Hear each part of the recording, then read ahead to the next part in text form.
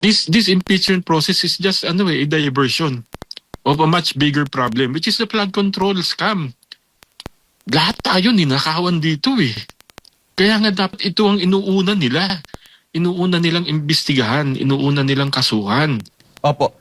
Sa tingin niyo po, Colonel, meron po bang obligasyon yung nasa ehekutibo natin, namumuno sa ating ehekutibo, na depensahan yung mga nasa ilalim niya ng mga opisina, considering lalo na dito sa isyong ito? Kasi parang wala tayong narinig or parang bahala na kayo sumagot dyan sa inyong mga, kahit na yung pagtatanong sa paggamit ng mga pseudonym, paggamit ng mga codes, yung paggamit ng sa 11 araw ng confidential funds, wala tayong narinig na talagang may dumipensa. Sa tingin niyo po may obligasyon ba ang ehekutibo po natin? Ang isa lang yata yung narinig ko mismo, yung pinatawag sa pagdinig din noong kine-question itong confidential fund ay itong si dating ombudsman na Martires na binigyang diin niya na kaya nga confidential, Colonel. Opo, kung sa kung obligasyon na ipagtanggol, normal po 'yun. Pero case to case basis siyempre, conditional 'yan. Kung nakikita po natin na merong tinatawag na perceived discrepancies, pag-aralan po natin. Tingnan po muna natin. Pero as far as giving your support, especially dun sa mga offices under you, tama po yun. Kung basta po ang pagbibigay po ng tinatawag natin na pagsuporta sa mga subordinate offices under us, dapat po yan binabalanse po natin at tinitingnan po natin kung ano po yung support na nakakailanganin nila. Dito po sa kaso nito, we're talking of confidential or intelligence funds. Kailangan po nating alalayan ito kasi meron po itong component ng ng national security. Medyo sabi ko nga po critical itong usapin. Kung sa suporta at suporta, kailangan pong suportahan. Kailangan pong alalayan. Ngayon, kung may nakikita naman po na discrepancy, yung head office na nagawa nakikita siyang discrepancy nagawa yung subordinate, well, meron naman pong proseso at pasagutin po natin ng tama at hayaan po natin silang makasagot. Pero yung pong parang sinasabi natin na targeting, medyo ibang bagay po yun. Dapat po unbiased, dapat po balanse yung pagbigay ng suporta. Opo, last two questions na lamang po, Colonel. Kung maalala po natin, umugong din yung pag-question, lalo na ng mga netizen doon sa paggamit ng MOOE ng atin pong Kongreso na ang kanilang pagliliquidate lang ay sa pamamagitan po ng certification.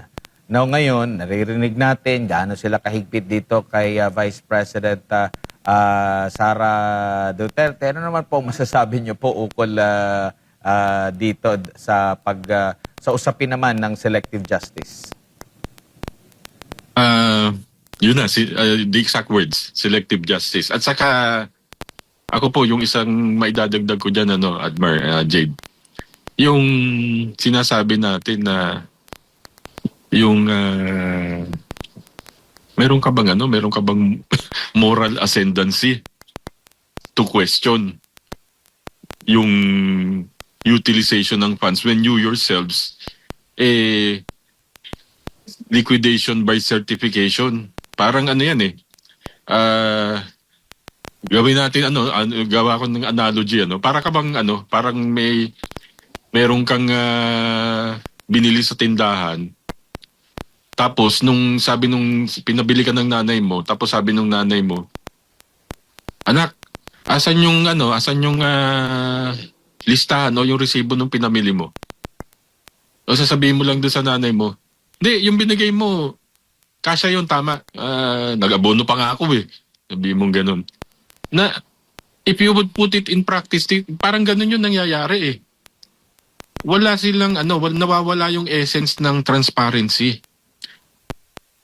hindi makatotohanan kasi anybody can come up with a certification na ito ginamit ganito, ni-utilize sa ganyan. And then iaano mo lang, i-certify mo lang, sabi mo lang, oo, tama, ginamit nga sa ganyan yan.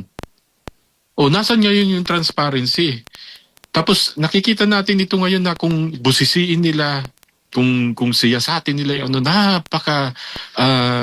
napaka recall this, masyadong mabusisi. Talagang iniisa-isa, hinihimay-himay nila. When in fact, it should be them na dapat talaga nating hinihimay-himay. O, gagaya nito nangyari sa atin. Ano nangyari na doon sa flood control scam? Kino-question natin itong impeachment na ito ginagawa natin. Pero ano nangyari doon sa mas malaking problema, which is the flood control scam? Ang laki ng accountability ng ating mga mambabatas dito. Pero nasaan? Anong nangyayari? Ito ginagawa nila, ito personal observation ko to. This impeachment process is just a diversion of a much bigger problem, which is the flood control scam. Lahat tayo ninakawan dito eh. Kaya nga dapat ito ang inuuna nila. Inuuna nilang imbestigahan, inuuna nilang kasuhan. Dapat dito tayo mag-focus, hindi sa kung ano-anong bagay.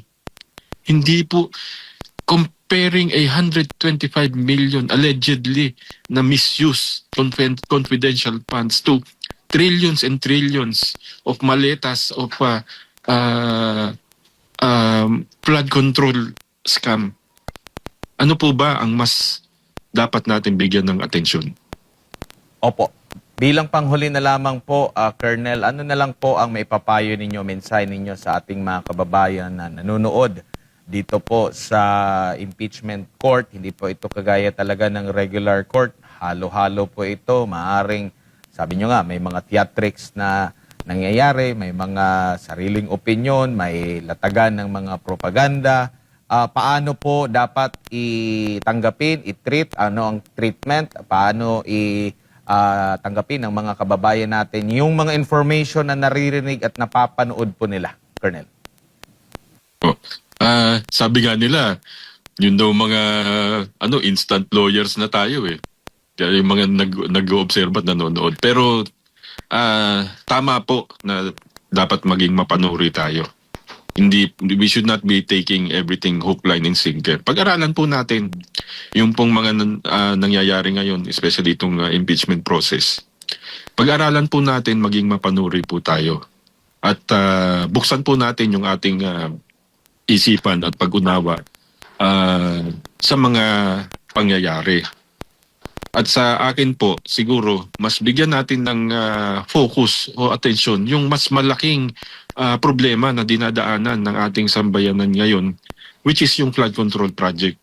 There is no other topic na dapat pinag-uusapan ngayon, kundi yung pong flood control scam na yan. Napakalaki po ng nawala na ninakaw sa atin. Bawat isa sa atin, ninakawan po tayo. Kaya kailangan po, siguro ang focus natin doon sa mas malaking problema. Not this impeachment process. The bigger problem is the flood control scam at yung patuloy na nangyayaring pagnanakaw sa taong bayan ng mga nakaupo ngayon.